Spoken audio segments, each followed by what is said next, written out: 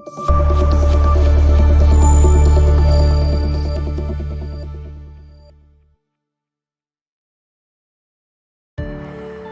Everyone, আসসালামু আলাইকুম। Welcome to Mukta's world. কাছে এবং দূরে যে যেখান থেকে আমার ভিডিওটি দেখছেন, আশা করি সকলেই ভালো আছেন। আমিও ভালো আছি, আলহামদুলিল্লাহ। এই বৃষ্টির দিনে শুধু কি যেন খেতে মন চায়, তাই ঝটপট বানিয়ে নিলাম ভাপা পিঠা খুব সহজেই। এই তো ভাপা পিঠা বানানোর জন্য আমি নারিকেল, গুড় আর চাউলের গুঁড়া নিয়ে নিয়েছি। আর চাউলের গুঁড়াগুলো আমি একটা জালির সাহায্যে একটু ছেঁকে নিচ্ছি পিঠা বানানোর জন্য।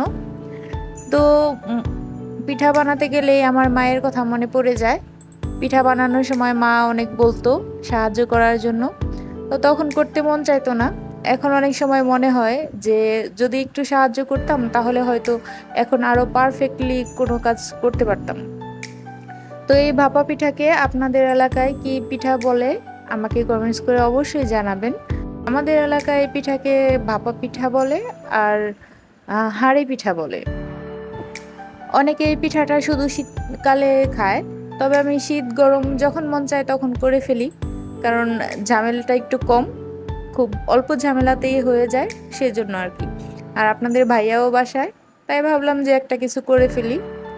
তো আমার ভিডিওগুলো ভালো লাগলে অবশ্যই লাইক কমেন্টস করবেন। ফেসবুক থেকে দেখে থাকলে আমার পেজটা ফলো দিবেন। ইউটিউব থেকে দেখে থাকলে আমার চ্যানেলটা অবশ্যই সাবস্ক্রাইব করবেন। আর যারা অলরেডি সাবস্ক্রাইব করেছেন বা আমাকে সাপোর্ট করছেন তাদের জন্য অনেক ভালোবাসা রইল। আমিও সবাইকে সাপোর্ট করব ইনশাল্লাহ। তবে একটু সময় দিবেন, ফলো দিয়ে একটু একটা কমেন্টস করবেন। কমেন্টস না করলে অনেক সময় দেখা যায় আমি আইডিটা খুঁজে পাই না, বা অনেক সময় মনেও থাকে না, সামনে আসে না। একটু দেরি হলেও সাপোর্ট করে দেব ইনশাআল্লাহ।